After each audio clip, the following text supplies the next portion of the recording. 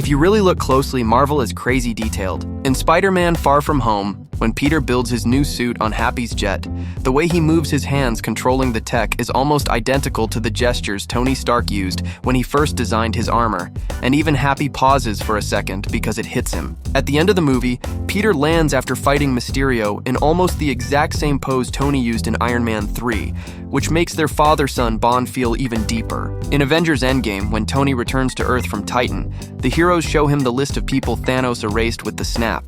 He looks calm at first, but the moment Peter Parker appears on the screen, Tony immediately covers his eyes, showing who he cared about the most.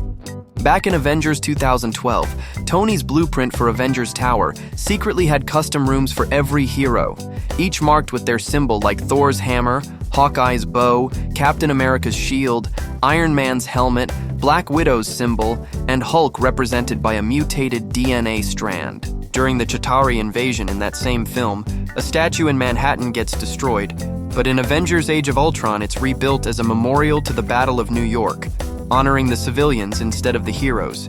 And you can even spot that statue again at the end of Spider-Man Far From Home when Peter swings through the city to meet MJ.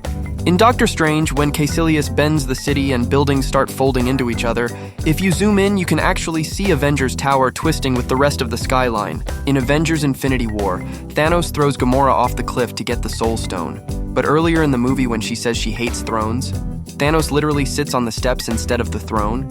And later on Vormir, when Red Skull appears, Thanos instinctively puts his arm in front of Gamora like a protective father until he realizes there's no danger. Also in Infinity War, Teenage Groot is glued to a video game that looks like a classic 1981 arcade game where players defend Earth from alien invaders, which weirdly mirrors the Chitauri invasion in Avengers and the Avengers fighting Thanos' army later on. In Endgame, when Tony travels back to Stark Tower, there's actually a hole in the wall that Hulk smashed during the fight with Loki in the first Avengers movie. At the start of Avengers, S.H.I.E.L.D. is studying the Tesseract using a device that kind of resembles Tony's first arc reactor, and later when Loki brings it to Eric Selvig, the machine Selvig builds has that same circular design with a triangle core, just like Tony's upgraded reactor, which makes sense since the arc reactor's new power source was inspired by the Tesseract. And at Tony Stark's funeral in Endgame, almost every hero shows up, but there's one random guy standing there who many people didn't recognize. That's actually Harley, the kid from Iron Man 3 who helped Tony fix his suit. What's interesting is that Tony had two important kids in his life,